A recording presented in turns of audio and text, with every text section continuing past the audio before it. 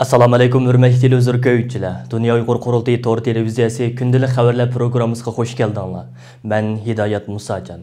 Tövəndə diqqətinizlər bugünkü xəbərlərimizin təfsilatında bolsun. Bugün, yəni 27 yanvar günü bolsa Yahudi Jon qırğınçılığını xatırlaş günü olub, 1945-ci il 27 yanvarda Sovet Qızıl Armiyası Polşadakı dünyaga məşhur Auschwitz nazi kampidagi Yahudilarni qutquzgan.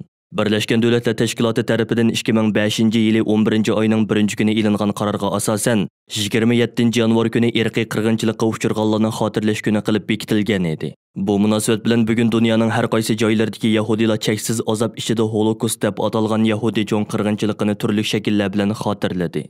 İkinci Dünya Uruşu mezgilida bütün Yevropada yaşayotgan 9 milyon Yahudinin 6 milyonga yaqini Hitlerning Nazi Germaniyasi tarafidan vahşiylarcha qirg'in qilingan. Bularning ichida 1 milyon 500 ming nafari kichik bolalar bo'lib, o'lgan 6 milyon Yahudining yarmi degudek xuddi hozir mustabid Xitoy hokimiyati Sharq Turkistonda ta'sis qilgan jazo lagerlariga o'xshab ketadigan nazi kamplarda hayotidan ayrilgan edi.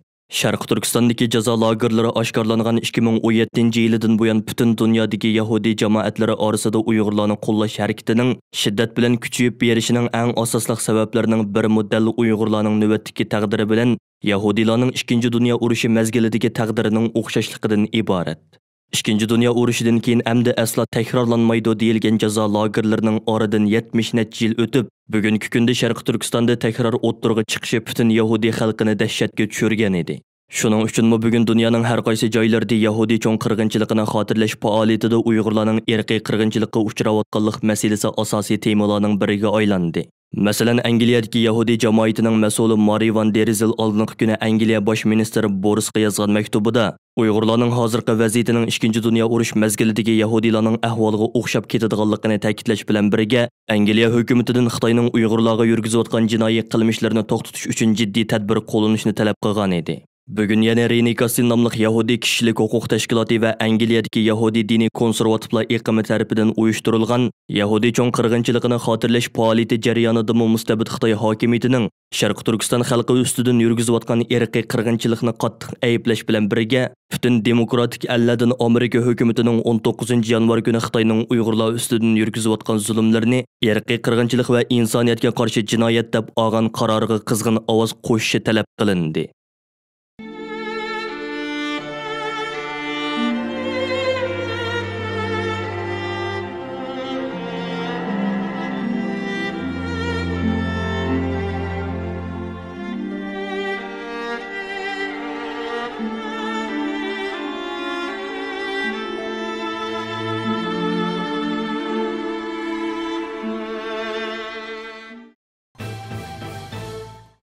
İslamiyetning ashaddiy dushmani hisoblangan va Sharq Turkiston xalqining diniy e'tiqodini yo'qotishni o'zining eng asosli nishonlarining biri qilgan mustabid Xitoy hokimiyatining Amerikaning sobiq tashqi ishlar ministri Mike Pompeoga qarshi o'ktamlarcha boshlatgan tashviqot urushi jarayonida qilcha ornomus qilmasdan muqaddas Qur'oni Karimdan so'z etishi chatallik kuzatuvchilarning masxaraga uchrab qolmay, muhojiratdagi Uyg'urlarning qattiq g'azabini qo'zg'adi.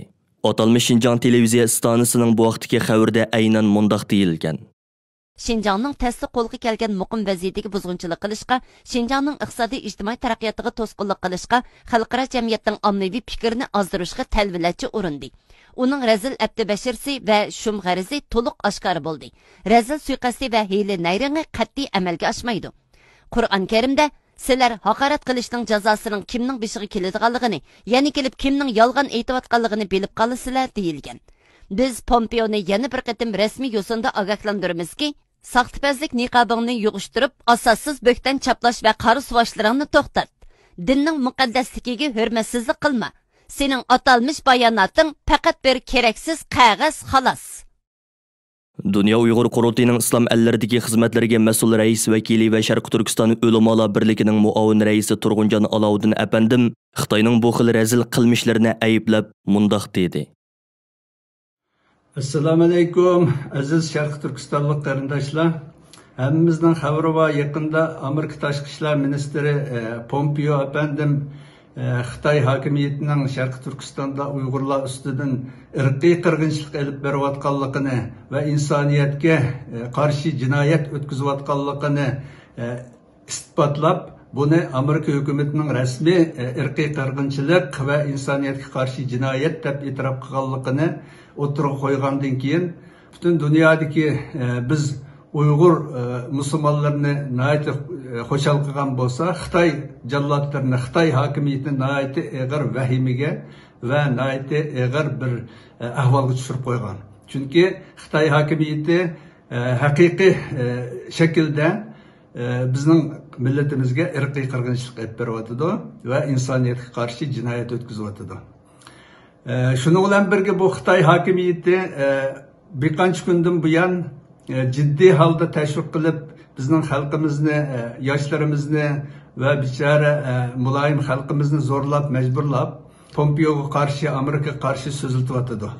Bugungi Xitoyning hokimiyatining atalmış Şinjan televiziyasida tarqatgan xabardimi, aşağıdımı deydi, Pompeo'nun qilgan ishlari andaqchi deb bir buncha haqoratlarni qilgan. Ama bu yerde külkülük bir yeri Xitoy hokimiyatining bizning muqaddas kitobimiz Qur'oni Karimdan misal şekilde mazmunni olgan bu yerde haqorat qilishning jazosining kimga keldiganligini sizlar bilmaysizlar degan Qur'oni Karimda deb. Sen Xitoy hokimiyati qarab turib Qur'oni Karimni ko'ydiribsan, Qur'oni Karimning o'qilishini cheklayapsan, Qur'oni Karim o'qidi deb Qur'on o'qilayotgan masjidlarimizni chekibsan, Qur'on o'qigan diniy ulamolarimizni, qorilarimizni o'ltirib solab yo'q qilyapsan, taliblarimizni yo'q qilyapsan, uydan Qur'oni Karim chiqib qolganlarni apirib jazo lagerlarida qiynayapsan, turmalarda qiynayapsan. Sen qo'pib yana qandaqsiga qaysi yuzing bilan Qur'oni Karimdan oyatlarni dalil akib turib Pompeoga qarshi so'zlaysan, sening hech qanday haqqing yo'q. Sen Qur'oni Karimni o'qig'ili chiqdi deb Misrdan yuzlagan qarindoshlarimizni apirib iztiraksiz yo'qotmayapmadingmi hozir? Chet ellarda Qur'oni Karim diniy maktablar, madrasalarda o'qib qaytib qolganlarni nega yo'qotayotganligini hech kim bilmaydi. Aşularni Qur'oni Karimga bo'lgan, dinimizga bo'lgan o'chmanligidan mushu xalqimizga mushu javr zulmlarni silyapti. Vatanimizdan dinimizni butunlay yo'qotib, Uyg'ur millatini mushu yer yuzini quritib o'tish, Uyg'ur musulmonlarini yer yuzidan quritib o'tish qora niyatingni hozir jiddiy shaklda yo'lga qo'yyapti. Shunda turib yana Qur'oni Karimdan sen oyatlarni dalil kelishga hech qanday haqqing yo'q. Qaysi yuzing bilan shu oyatlarni akilsa, deganingdek agar oyatga ishongan bo'lsang, sen hozir jiddiy shaklda berayotgan irqiy qirg'inchiligingdan, dinimizga bo'lgan haqoratingdan, millatimizga bo'lgan bu zulmingdan voz kechatding. Senda undaq bir Qur'onga ishonadigan, Qur'onga iymon keltiradigan bundaq bir niyat yo'q. Senda undaq bir axloq, adab yo'q. İşenmisanmı başkalar işenediken, başkalarının işengen diniga hürmet kılayıldaydigan sende hiç qandaq bir dini erkinlikке hürmet kıldığan bir an seviye yok. Sen bir qalaq bir dünya terakki qilmagan davrlarda yaşayotgan kalla bilen fakat senin özüңнің kilam rastlaydigan, başkalarga hiç qandaq hürmet qilmaydigan, hem hiç qandaq dinga itiqat qilmaydigan müsindaq rezil bir hakimiyet, rezil bir xalqsan. Sen qandaqsiga Qur'ondan dalil akib so'zlaysa, bunda so'zlashga hech qanday sening haqqing yo'q. 19 yanvar Amerikaning sobiq tashqi ishlar ministri Mike Pompeo Xitoyning Uyg'urlar ustidan yurgizayotgan zulmlarni irqiy qirg'inchilik va insoniyatga qarshi jinoyat deb e'lon qilgandan keyin Xitoy hokimiyati 20 yanvar Trump hukumatining Pompeo boshliq 28 nafar xodimiga jazo e'lon qilibla qolmay, Sharq Turkiston xalqining qadrli do'sti Mike Pompeo apandimga qarshi umumyuzlik tashviqot urushi boshlatgan va Sharq Turkiston miqyosidami Mike Pompeoni kurash qilish to'lqini qo'zg'agan edi. Bu jarayonda Xitoy hokimiyati tarafidan maxsus ishlab tarqatilgan tövandagi tashviqot filmi kuzatuvchilarning kuchli diqqatini qo'zg'adi. Yaqında Pompeo Jungo hukumati Jungo fuqarolarini majburiy emgakka solgan degan gap so'z taqibdi. Ham biz ballarlarni boshqa majburlash bormi?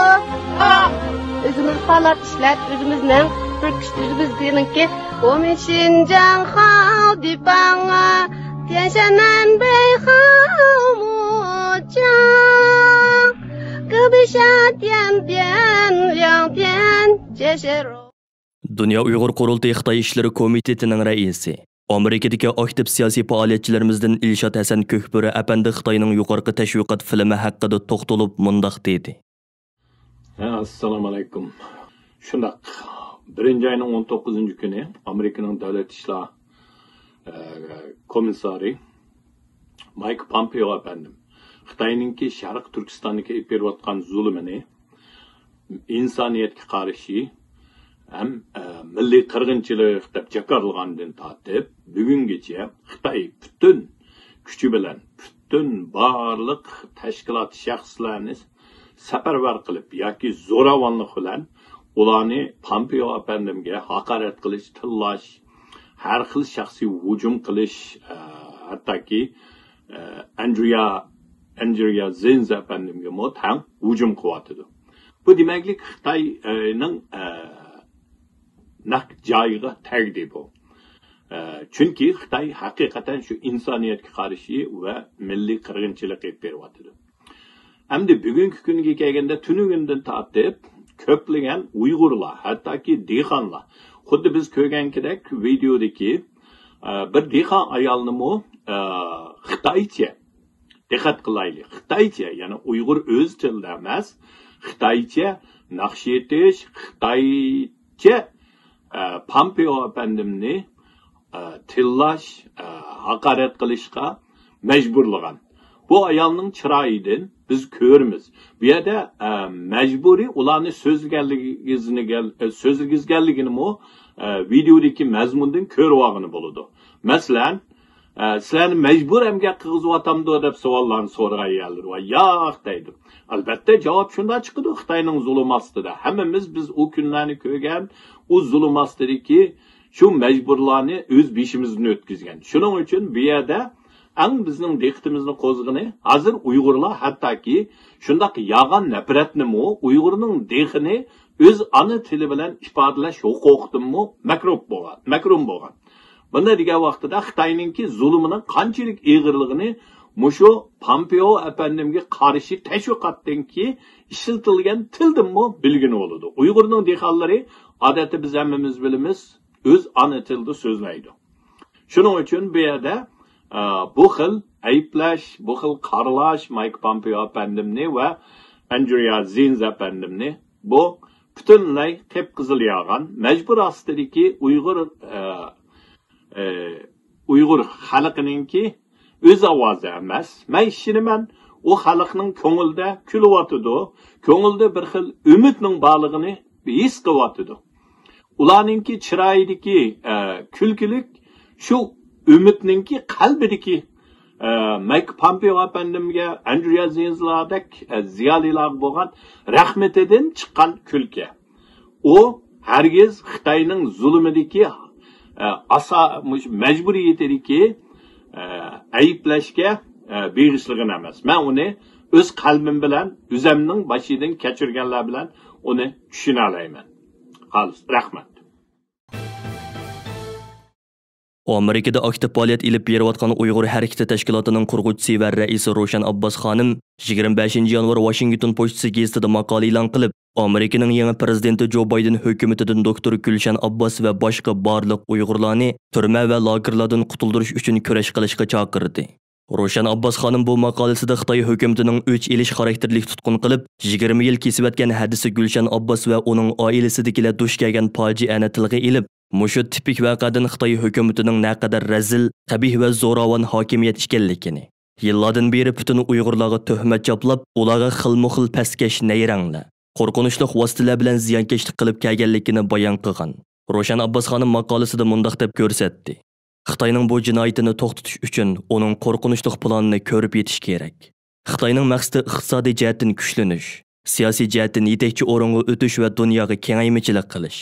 Trump hukumati Xitoyning zulmini irqiy qirg'inchilik deb atagan. Joe Biden hukumati buni muayyanlashtirgan bo'lsa-mu, buninglik bilan Xitoyning davomli yurgizib kelayotgan bu jinoyatini to'xtatib qolg'ili bo'lmaydi. Oldi bilan Xitoyning zamonaviy qulluqni normallashtirish, dunyoni manfaat va kuch talashish sahnasiga aylantirish taktikasiga zarba berish lozim. Uyg'urlarni qul qilayotgan Xitoy zavodlari bilan savdolashib, irqiy qirg'inchilikka sherik bo'layotgan Amerika va Yevropa shirkatlarini bu qilmishdan to'xtatish kerak.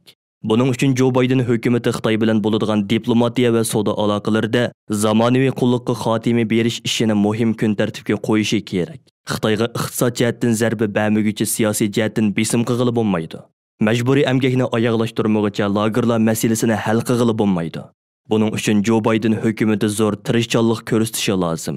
Roshan Abbosxonning maqolasining oxirida Joe Biden hukumatining Uyg'ur kishilik huquq qonun loyihasiga binoan Uyg'urlarning huquq manfaatini qo'g'dashga, Tamojna beji qonun loyihasining 307-moddasiga asosan majburiy emgakka munosabatlik mollarni import qilmaslikqa va Amerika shirkatlarining Xitoyning irqiy qirg'inchilik jinoyatiga sherik bo'lishdan to'sishga chaqiriq qildi. G'arb matbuotlari Amerikaning yangi tashqi ishlar ministri nomzodi Antony Blinkenning sobiq ministr Mike Pompeoning Xitoyning Uyg'urlarga qaratgan zulmini irqiy qirg'inchilik va insoniyatga qarshi jinoyat deb bekitganligini qo'llaydiganligini bildirishining Amerikaning yangi hukumatidan tamo kutayotgan Xitoy hokimiyatini qattiq umidsizlantirganligini bayon qilishmoqda. 26 noyabr zimiston to'g'rida Mike Pompeodan Antony Blinkengacha irqiy qirg'inchilik deganimiz irqiy qirg'inchilikdir nomli bir maqola e'lon qilingan bo'lib, mazkur maqolada men Xitoyning bu jinoyatini irqiy qirg'inchilik deb qarayman degan yangi tashqi ishlar ministri nomzodi Antony Blinkenning bu maydoni Amerikaning o'zgarishini umid qilgan Xitoyning umidini yo'qqa chiqardi degan nuqta yo'ritib berilgan. Maqolada aytilishicha Xitoy hukumati Mike Pompeoga tish tirnog'igacha o'sh bo'lib ketgan va uni haqoratlashdan to'xtamagan. Ammo Antony Blinken o'ylamagan yerdan ularning g'azabini qo'zg'agan va umidsizlantirgan. Shundaqda Xitoy hukumati Biden hukumatining yanada yumshab qilishini va Mike Pompeoning siyosatini davomlashtirmasligini umid qiladi ekan. Shuning bilan bir vaqtda Xitoy hukumati g'arb ellardagi bir qism davlatlarni yeniga tortib, irqiy qirg'inchilik degan bu atalg'u chekdan eshib ketdi. Sobiq prezident Donald Trump bu atalg'uni ishlatmagan. Mike Pompeo vazifadan ayrilish oldida Biden hukumatiga qiyinchilik tug'dirib berish uchun bu so'zni ishlatdi degan tashviqotni yurgizishga boshlagan. Analizchilarning qarashicha Mike Pompeo Xitoyning jinoyatini baholash uchun maxsus guruh uyushtirgan bo'lib, oldirabli bu hukmni chiqargan emas. Xitoy hukumatining Uyg'ur ayollarini majburiy tug'mas qilib etishi, qo'rsoqdagi bolani majburiy tushirib etishi, farzandlarini ota-onasidan ayirib etishi va Uyg'ur qizlarini Xitoyga tegishga majburlashining o'zila bu millatni yo'qotish jinoyatini isbotlab beradi. Bular shak shubisiz irqiy qirg'inchilikdir. Biden hukumatining yangi tashqi ishlar ministri Antony Blinken 19 yanvar Amerika Kengash palatasining guvohlik yig'inida qilgan so'zida sobiq tashqi ishlar ministri Pompeoning bu vaqtdagi qarorini qo'llaydiganligini, o'zining Xitoyni Uyg'urlarga irqiy qirg'inchilik yurgizayotidi deb qaraydiganligini bildirgan edi. Hürmetli televizor ko'yuvchilar, yuqorida Dunyo Uyg'ur qurultiyi to'g'ri televiziyasi kundalik xabarlar programmasini diqqatingizga sundiq. Yoqtirib ko'rganingizga rahmat. Keyin qitimliq programmada ko'rishaylik. Xayr xo'sh.